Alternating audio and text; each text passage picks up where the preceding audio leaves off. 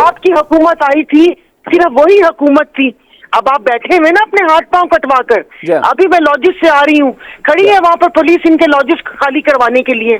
तो भामा क्यों कर रहे हैं कि हमारे लॉजिस क्यों खाली करवा रहे हैं? ये तो इस्तीफा दे चुके हैं। जब आप इस्तीफा भी दे चुके हैं, और ये मैं बता दूं, इनके अंदर से आवाज उठी है कि अभी मेरे ख्याल में कहा है कि खान साहब ने कि हर इलेक्शन हल्के में ये लोग खुद कैंडिडेट होंगे, इलेक्शन लड़े। मेंबरान रो रहे हैं। मैं आपको ये न्यूज दे रही हूँ कि वो रो रहे हैं कि मीडियोकर फैमिली है हम लोग, हम ये इलेक्शन भी लड़े, उसके बाद हम सूबाई इलेक्शन भी लड़े, और 3 महीने बाद फिर हम लोग नेशनल असेंबली का इलेक्शन लड़े। वो रो रहे हैं। सही। तो गिरफ्तारियों को किस तरह से देखती हैं?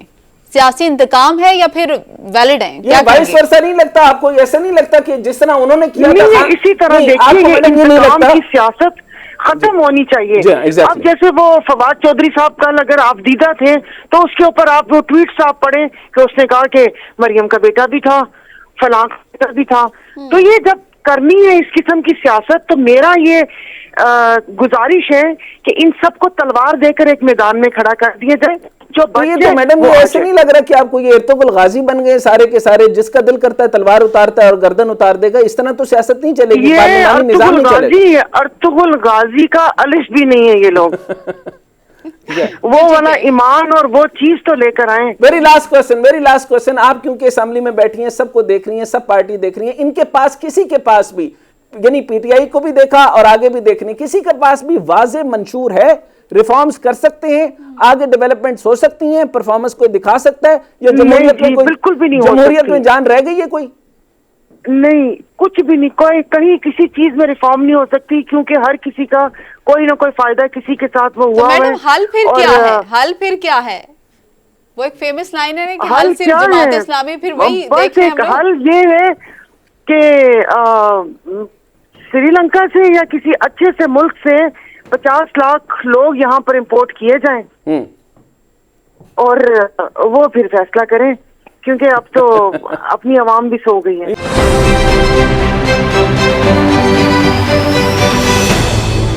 ब्रेक के बाद खुशामदीद नाज़रीन। Member national assembly Saira Bano साहिबा हमारे साथ मौजूद हैं। मैडम बहुत शुक्रिया आपके वक्त का। मैडम, मरीम नवाज साहिबा बड़े जोरों शोर से वापस आई हैं, वो सीनियर नायब सदर और चीफ ऑर्गेनाइजर भी बन चुकी हैं। आपको क्या लगता है, नून लीग की साख को बहाल कर पाएंगी, खास तौर पर पंजाब में, और जो महंगाई की सूरत हाल है और जो कंडीशन चल रही है, जिस तरह से वो गवर्नमेंट को रन कर रहे हैं, किस तरह से देखती हैं? हाँ जी, अस्सलाम वालेकुम। आपने कहा कि बहुत जोर वापस आई है, तो वो जोरों शोर से जो आके पावर शो बहावलपुर में किया था, वो तो आप सबने देख लिया। हाँ। और आप मुझसे मेरा नुक्ता नजर पूछ रही है, तो इस महंगाई के बाद जिसमें आवाम की चीखें निकली हुई है, मेरा नहीं ख्याल है कि अपनी साख बहाल कर सकेगी नून लीग। अच्छा, ये बताइए जी, ये फरमाइएगा कि अब सारे हालात आपके सामने हैं, आप पहला टर्नओवर भी देख चुकी हैं, क्योंकि आप तकरीबन 2018 से असेंबली के अंदर मौजूद हैं। आप पिछले दौर को भी देखिए, वहां पे एक नेशनल सिक्योरिटी पॉलिसी भी बनी और 120 सफ़ों के अंदर ऐसे लगता था जैसे एमफिल के किसी बच्चे ने लिखा है, जिसके अंदर कोई भी नेशनल पॉलिसी नहीं थी। सिक्योरिटी तो बड़ी दूर की बात थी। इसी तरीके से अब आप देख रहे हैं कि हमारा जो रिजर्व है, इकोनॉमिक रिजर्व जो है, जो तकरीबन 3.08 बिलियन पे पहुंच गए, यानी उनमें से भी अगर मैं 3 बिलियन डॉलर जो है वो सऊदी के डिपॉजिट के निकाल दूं तो 0.8 पर हैं। तो फरमाइएगा कि हमारी जमहूरियत किस रास्ते चल रही है? आपके सवालों को मैं थोड़ा ऐसे आराम से जवाब देती हूँ कि वो पहले तो ये है कि इनके सारी जो असेंबली में जो सब कुछ भी आपके हमारे इर्द गिर्द हो रहा है, उससे लगता नहीं हमारे जो रिजर्व है वो इतने कम रह गए हैं। जिस वो कहते हैं ना रफ्तार से डेली बेसिस पे SAPM की तादाद बढ़ रही है, उनके सारे प्रोटोकॉल चीजें, और जो गैर मुल्की दौरों की कि कोई हफ्ता नहीं जाता कि जिसमें मेंबरान किसी न किसी मुल्क में जा ना रहे हो, और जो उन सबको देख के तो मुझे तो नहीं लगता कि हमारे मुल्क में किसी रिजर्व की कमी है। और आज तो मेरे ख्याल में कि 17 से लेकर 22 तक स्टेट के अफसरान की वफाक में मरात में भी इजाफा हो गया। जहाँ गरीब आवाम पिस रही है, वो बेसिक सैलरी है जो आम जो घरों में काम करते 10 से 12 हजार है, वहां पर इनकी मरात में इजाफा करना, वो भी इन हालात में। मुझे एक चीज समझ आई है कि मेरे ख्याल में नून लीग को ये समझ आ गई है कि इन्होंने अगली दफा पढ़ा नहीं है, तो इन्होंने बोला है कि हम तो डूबेंगे सनम, तुम्हें भी ले डूबेंगे। तो वो मेरे ख्याल में इनका कोई आगे काम नहीं है कि आगे ये जमहूरियत चल सके।